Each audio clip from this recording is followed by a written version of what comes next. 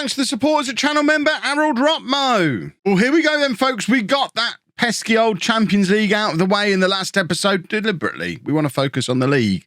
And now the focus on the league begins. If we win the 2 matches in today's video, there is a very good chance Norwich City are going to win the Premier League.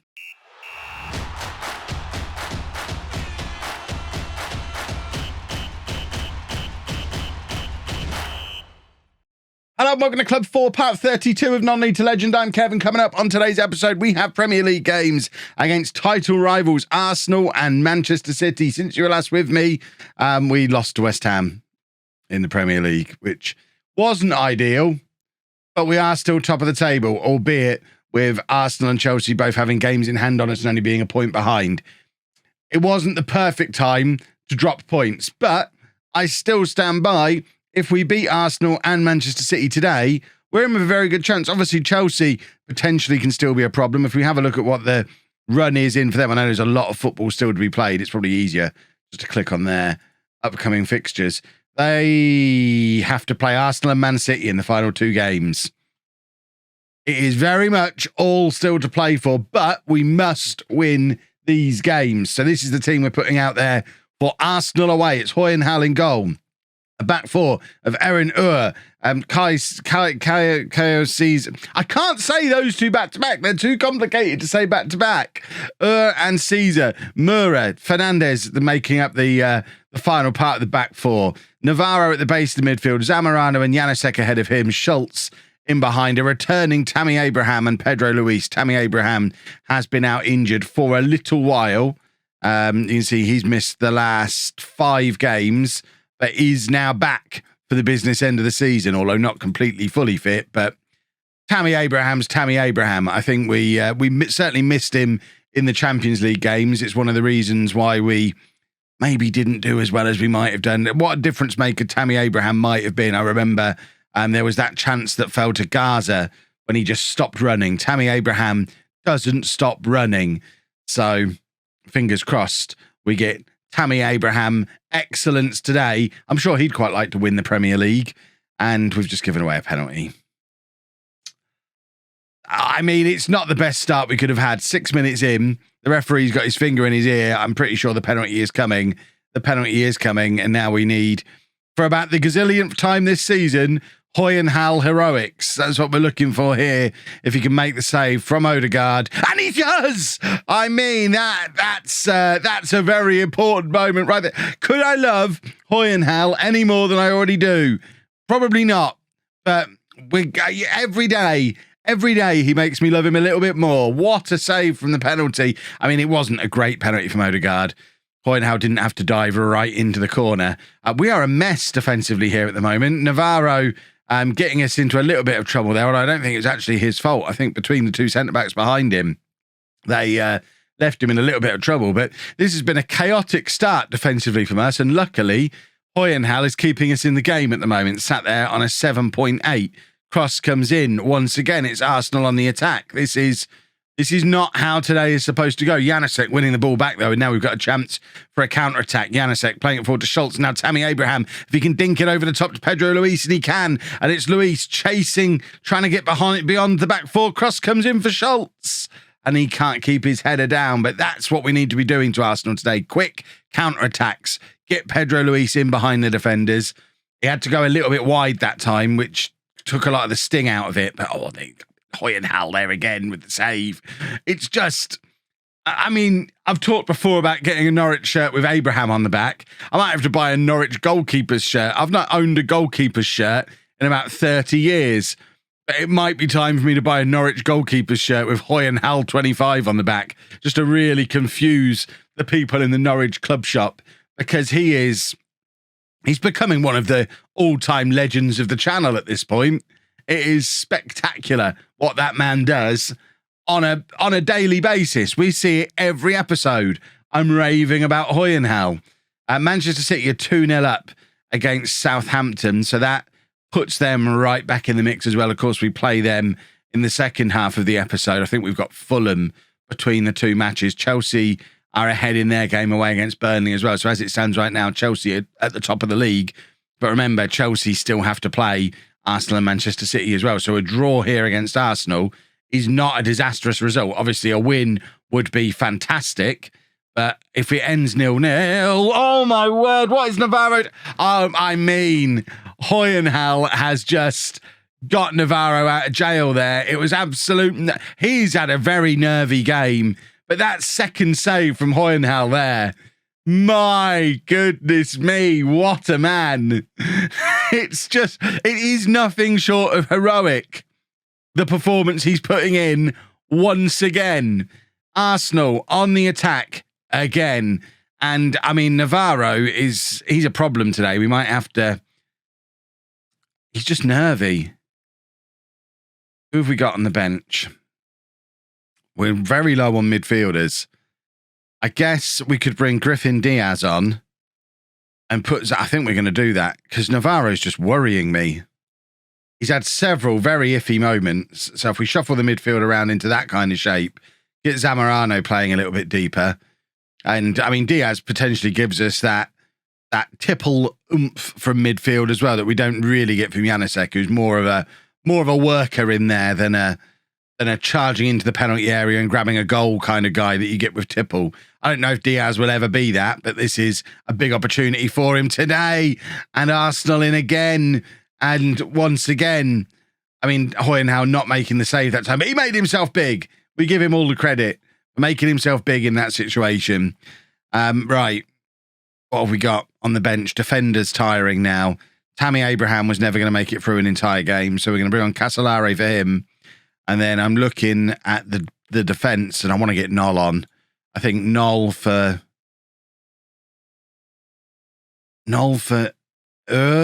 maybe.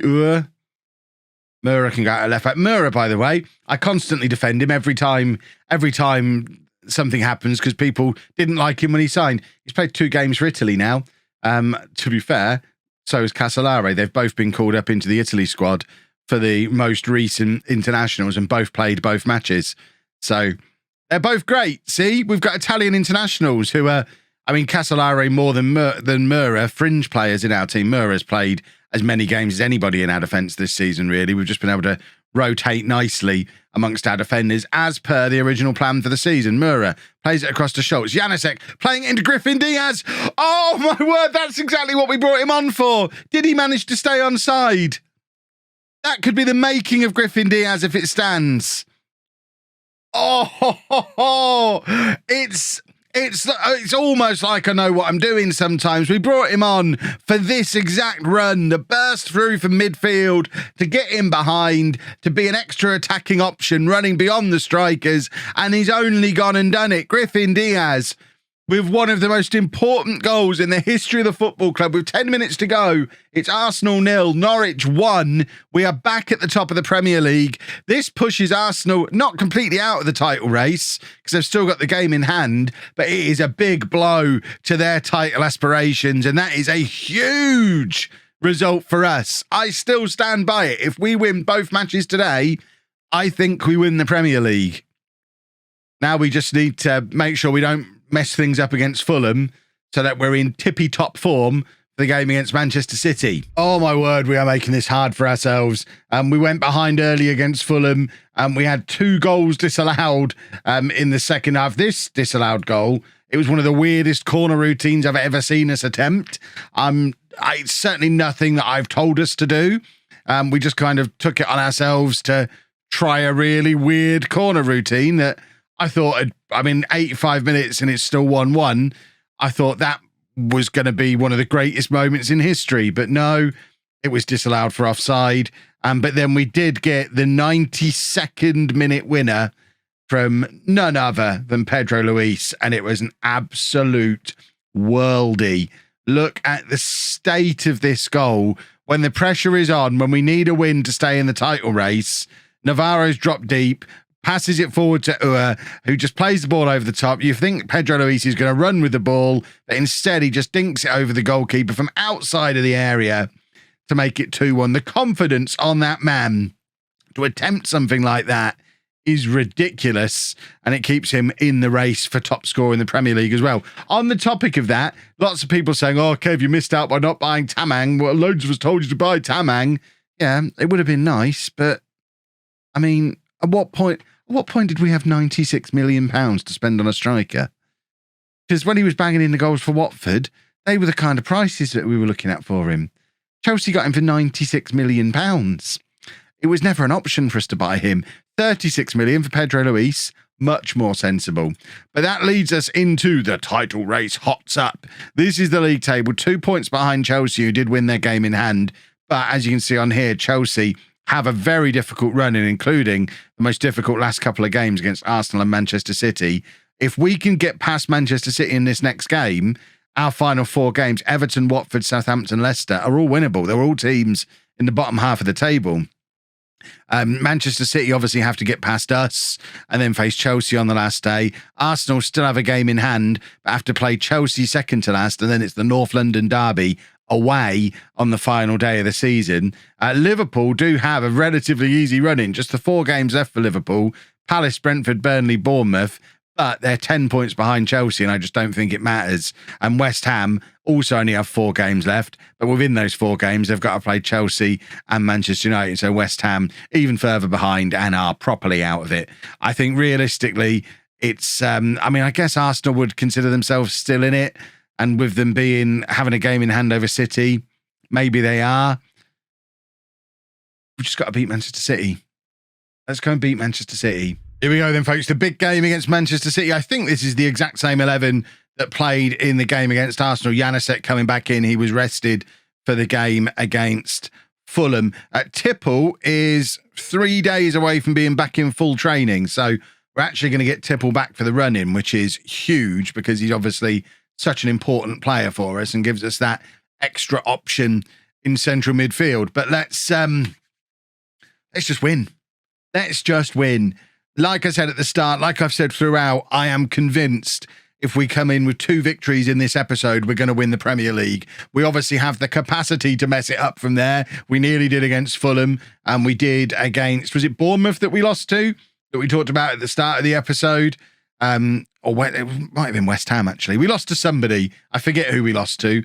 Either way, there's always the capacity for it to go wrong, but we've got to believe if we get through this match the way we got through the Arsenal match, it isn't going to go wrong. Janusek this is what I was talking about before, about him being the worker in midfield. He's just always everywhere, all over the place. Doesn't offer the same attacking threat as Tipple or Diaz would, but you could argue him and Zamorano in midfield is perfect for a game like this, where you don't quite get that same defensive work from Tipple, even though Tipple's a left back. I don't understand. Oh my word. Old man Bellingham getting in with a header that goes just over. Hoyenhal had it covered. We always have full confidence in Hoyenhal. Chelsea are playing Bournemouth today. Obviously, while this is all going on here, we'd love to see them drop some points there. They still have to play Arsenal and Manchester City, the 2 teams we've played today. So fingers crossed, even if they go into the final couple of games of the season, a point or 2 ahead of us, fingers crossed they drop some points in these matches that hopefully, again, crossing the fingers, hopefully we won't be dropping any points in. Although that does rely on us finding a goal and a victory here today. Schultz is in behind, trying to do exactly that, and he does. What a finish from Colin Schultz. He has got better and better as the season has gone on. Really is the true heir to Julian Alvarez's number 10 shirt now. And that is a lovely, lovely finish from him. I've talked a few times about who's the potential long-term strike partner for Pedro Luis. I still think it might end up being him. I know he's playing in attacking midfield at the moment, but we've got Carlos, we've got Yedro who can play there, Janusek can play there. If Garza doesn't develop the way we hope he will, Schultz potentially has a future as a support striker. Pedro Luis is in, and it's a 28th goal of the season for him, and we're 2-0 up inside the first 16 minutes here against Manchester City. This is going far better than we possibly could have hoped for. The Mura fan club, again, noticing the ball over the top to play Pedro Luis in, the good old home lump from the old days. Mura, incidentally, has been linked with being PFA Player of the Year, and Erin is linked with being the Young Player of the Year, two players who I got a little bit of stick for in the summer when they came in. I think all three of those defenders we brought in the summer have more than proved that they were worth every penny we spent on them over the course of this season. The flexibility they give us in this back four, the plan worked after all. And now City trying to get themselves a foothold back in this game. They've got in behind, and this time Bellingham from point blank range doesn't miss. It's his second golden opportunity he's had in this match. And I think that's just demonstrating the threat that Manchester City are going to continue to pose throughout this match. We know they're a very good side. They've been dominant in the Premier League for the majority of the 10 years of this save. They've got an aging team, but they're not just going to roll over and let us beat them. We need to be at our best and on them throughout the rest of this match. 2-1 as we hit the half-hour mark. And looking at the match stats, it is a close run thing. Chelsea, I think, are still drawing. Oh, that's a disaster. Referee, offside maybe? I think the free kick's gone straight in. Oh, after all the Hoy and Hal heroics, I don't know. I'm not blaming him. I refuse to blame him. Blame the missed header there from Fernandez. Blame letting the ball bounce in the 6-yard box. Hoyenhal's got to be ready to make the save from the shot that comes off the back of the cross. I'll defend him till the ends of the earth, but it is now 2-2, and we've got, after such a good start, we now have to regroup and do it all over again, because only a win is good enough in this game. Erin down this left-hand side just runs straight into trouble, and now it's Tammy Abraham doing some closing down for us. Some good work from him. That man's 35 years old and still chasing around, closing down, chasing players. What a hero he is. Caesar now looking to play the ball out of defence, ball over the top for We've got Pedro Luis in the middle if he can find him. He's rolled it across goal. Oh my word, City have combusted. The original cross from it was great, but Pedro Luis wasn't quite there for it, and I don't know what City are thinking. If our goal that we conceded for the second goal was nonsense, this is even more of a nonsense. What have they just done? The goalkeeper rolling it into the path of Pedro Luis for goal number 29 of the season, and that'll do. We'll take that. 3-2 at half-time. Yes, please. More of that. It's still 0-0. Between Chelsea and Bournemouth, which means as things stand at the moment, with 4 games to go, we're level on points with Chelsea. We've got they've got 2 extra goals on us, but there's a nice little gap between us and Arsenal. Although to be fair, Arsenal are winning and they still have that game in hand as well. So Arsenal still very much in this as well. But with Chelsea still with 2 massive games to play in that final 4, whereas we've got 4 relatively easier games. I think if it ends like this, we're in a pretty strong position, and Brighton have just equalised against Arsenal, which, I mean, that changes things up again. Corner from Schultz. Caesar can't get a full connection on it, and it ends up coming clear to Zamorano, who plays it back to Caesar, who's made it all the way back out of the penalty area after missing the initial header. And now it's 20 minutes to go. It's substitution o'clock. Tammy Abraham needs to come off. His tired old legs need a little bit of a rest. And I'm looking at the fullbacks as well. I'm thinking similar things about them. Noel can come on. Romero is not there, so Paviot will come on. We're probably going to be signing Paviot permanently in the summer. I do prefer him to Romero.